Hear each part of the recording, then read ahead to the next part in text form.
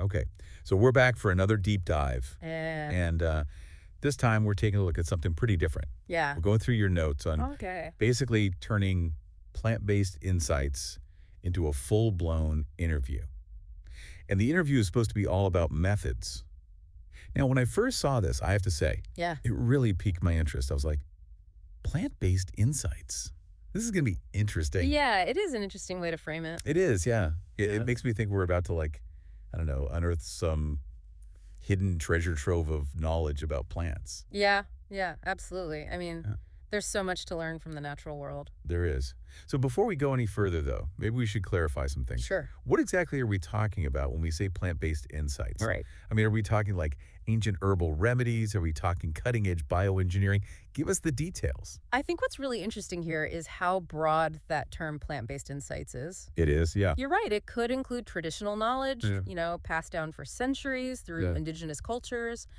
Yeah. But it could also be, like you said, modern scientific discoveries, Right. like how to isolate powerful medicinal compounds from plants. Yeah.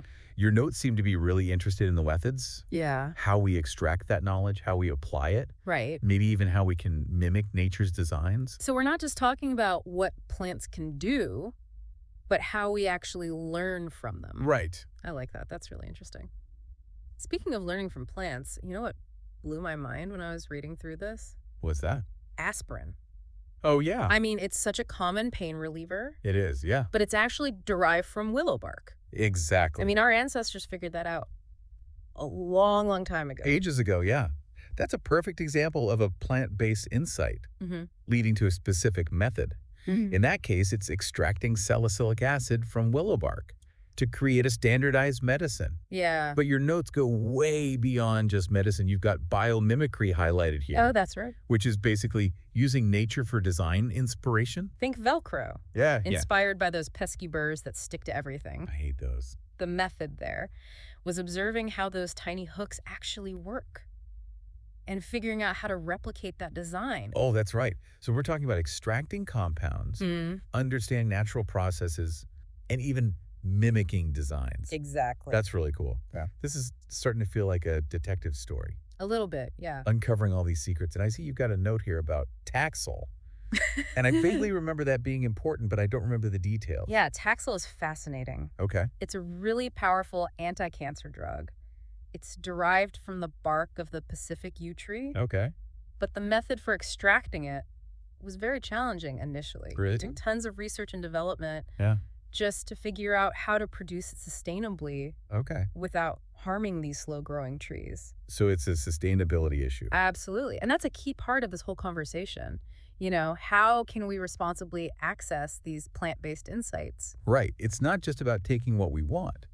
It's about understanding Yeah, and respecting the source. absolutely. This is all really interesting. This is all really thought-provoking. So everyone listening, I want you to think about what areas of plant-based insights really pique your interest.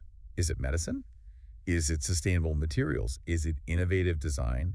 And then I want you to think about the methods behind those breakthroughs. What can we learn from those processes? Could they be applied to other fields, completely different fields? I think that's where this interview you're talking about could be really groundbreaking. By focusing on how the methods behind these discoveries, you could really uncover a whole new layer of understanding about plants. Wow. Who knows? Maybe those methods could even inspire solutions to Well- problems that we haven't even considered yet. It's like unlocking a secret code hidden within nature itself. I like that.